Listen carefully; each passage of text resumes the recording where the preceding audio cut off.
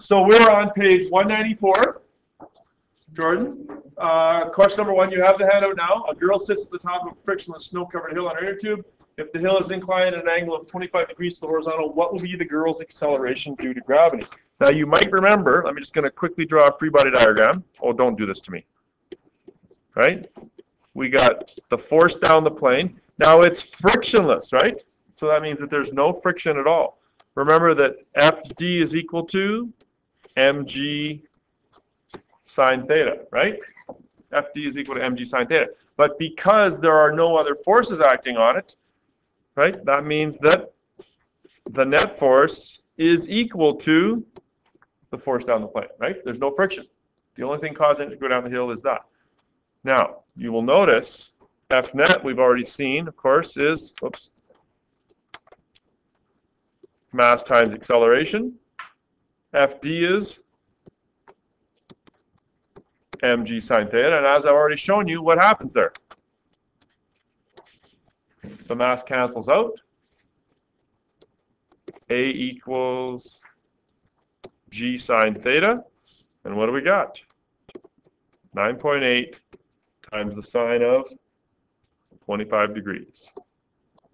If you didn't cross it out, it's still the same answer, right? Oh yeah, and yeah, you would be multiplying by. Is there a mass in the question?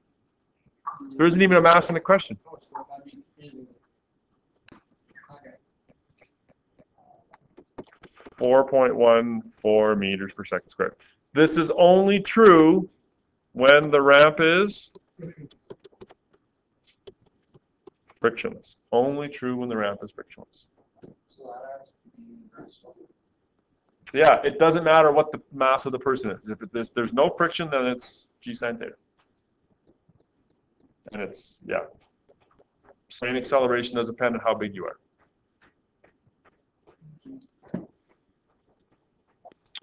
Okay, so moving on to question number 2. Here's a picture of Evel Knievel jumping over the fountain at Caesar's Palace, which he did attempt. I think he landed it, I'm not sure. Evel Knievel is driving his motorcycle up a ramp inclined at 30 degrees to the horizontal before jumping over a row of cars. There's a constant frictional force of 1,000 newtons on the ramp. Determine the force that the motorcycle engine must apply to accelerate up the ramp at 1/3 g. So there's actually several new things going on here. As Stefan has pointed out, in this case here, he's going up the ramp. So we've got an applied force going up the ramp. Do we still have an FD down the ramp? We certainly do. Gravity is causing him to roll down the ramp. And because the motion is up the ramp, our friction force is in the same direction as my FD, which is a bit of a twist, something different. Not only that, but we also have one more force down the ramp, that being friction. So there's actually 3 forces down the ramp, right? Did I put friction force? Oh, I did. That was kind of silly. That's why you're all looking at me like I'm going, what's going on? He's lost it. He's lost it. And it's lost it. Sorry about that. 2 forces. Serves me right for not following my notes. Okay. Now, the other thing that's a bit of a twist is this 1/3 g. What does that mean? 1/3 g simply means 1/3 times 9.8. That's all that means. Okay? Which is, and I've lost my calculator. Okay, so that value is 3.27. Okay, so what should we do first? Well, let's figure out, to begin with, we want to know what the applied force is, right? That's what we want to know. The sum of those forces is the net force. So let's figure out what the net force is going to be. It's mass times acceleration. Now, we assume that the mass of him and his motorbike is 250. So 250 times that 3.27 gives me a net force of 816.7 newtons. So the sum of all those 3, the applied force, the engine force, the force down the plane, and the friction force has to be 816. Right? Now the things that I can figure out are FD and FF. Let's determine, let me just make some more room here.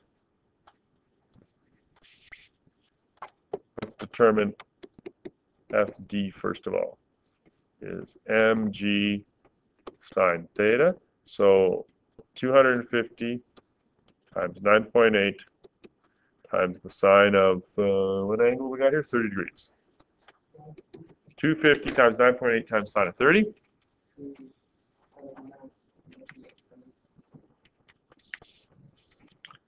Sine 30 gives me 1,225 newtons. mg sine theta, Jory. Your gravity's not 1/3 for that. Oh, no, it's not. Why not, Zach? No, the gravity is still 9.8. The only reason this is 1/3 is because they're saying he has to accelerate up the ramp at 1/3 the rate of gravity, right? It's just a fancy way of saying what's the acceleration. That's all. This is meters per second squared. Okay, so is his engine force going to have to be more or less than 1225? Way more, right? I mean, that's just, he would need 1225 just to overcome gravity, right? Just to overcome gravity. There's still going to be some friction, right? Now, what's the friction force? It's an automatic minus 1,000, right? That's in the question. So now I'm going to write F net. The net force is the applied force plus the FD plus the FF. All three of those together. Why do you have two Fs? Here? No, yeah. So now I'm going to plug in my 816.7 right there, Quinn. No, but you have, oh, okay. Right? My applied force is what I'm solving for. My FD is now, should that 1225, should it have a sign associated with it? It's down the ramp, right? It should be negative, exactly that. It's minus 1225, and the friction force is minus 1,000. So when they go to the other side, they become positive, and you get an applied force of, add them all up, 816 plus 1225 plus 1,000 is 3,041.7 newtons.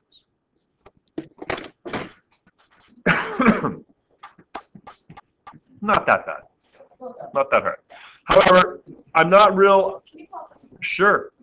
You're a little behind, Mary? Oh, yeah. All right. I would like to change the question because it's not near hard enough. I would like to change the question. Now, you've got it on the sheet, I think, in part B. Suppose that rather than 1,000 newtons of force, the frictional coefficient is 0.15. Okay?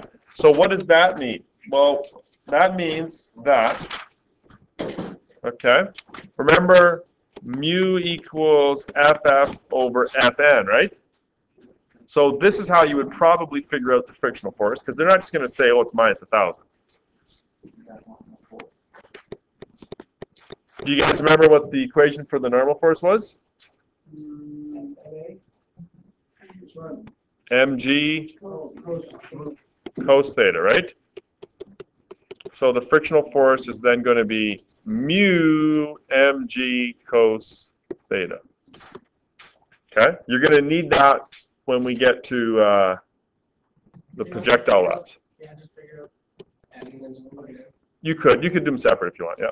So it's 0.15 times 250 times 9.8 times the sine of 30 degrees. Of course, Evil would have someone strictly in charge of making sure the calculator was in degrees, not, degrees, not radians. Sorry, Evil. Sorry I made you crash because my calculator was in radians. Sorry about that. I get 318.3. Oh, you have the answer wrong too. Just press the answer button.